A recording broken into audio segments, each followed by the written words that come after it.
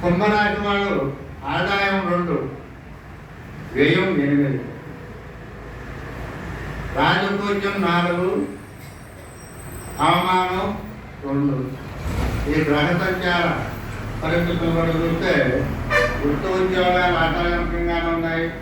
వ్యాపారస్తులకి మిశ్రమ ప్రయోజనాలు, విద్యార్థులకి విద్యా పురోగతి బాగానే ఉంటుంది. అయితే వేళల్లో అతి విశ్వాసం చూపకుండా ఉండాలి. రైతులకి సామాన్యాధిక ప్రయోజనాలు అంటే అబోవ్ యావరేజ్. ఉద్యోగ మార్పులకి కాస్త దూరంగా ఉండాలి. అంటే ట్రాన్స్ఫర్లు అవి చేయకుండా, వాటికి అప్లై చేయకుండా, ట్రాన్స్ఫర్లు కోరుకోకుండా ఉంటే మంచిది. తర్వాత గృహ మార్పు, ప్రాంత మార్పులు వీళ్ళకి కనిపిస్తున్నాయి. ఆర్థికంగా కూడా మెరుగు ఉంది. ఆరోగ్యం పట్ల మాత్రం కొంచెం వీళ్ళు శ్రద్ధ తీసుకోవాలి. ద్వితీయ స్థానంలో శని సంచారం.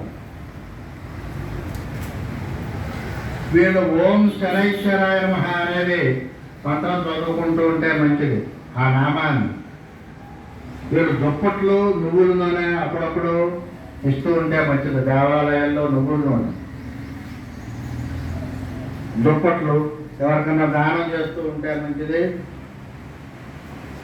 ఈ పర్యావరణ పరిరక్షణ, పబ్లిక్ ప్రదేశాల్లో తాగునీటి సదుపాయం కాస్త కలిగిస్తూ ఉంటే మంచిది అప్పుడప్పుడు.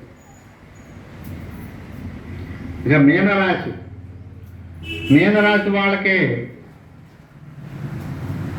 ఆదాయం 14, వ్యయం 11, రాజపూజ్యం 7, అవమానం 2.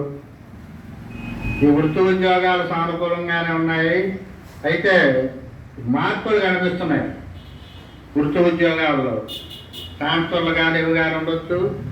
ఆ వృత్తి పట్ల, ఉద్యోగాల పట్ల చేసే ప్రదేశాల్లో కొంత సర్దుబాటు దూరం ఉన్నారు సహచరులతో.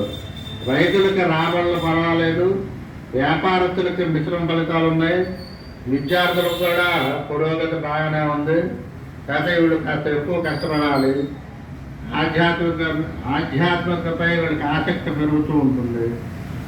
వీళ్ళు పశువు పట్లను అన్నదానం చేయాలి. పశువు పట్ల దానం, అన్నదానం. ఇంకోటి ఏంటంటే ఈ పేద విద్యార్థులకి కాస్త అప్పుడప్పుడు ఏదైనా వాళ్ళకి తోచిన సహాయం చేస్తూ ఉంటే మంచిది. ఇవి రాసిన వారిగా ఫలితాలు.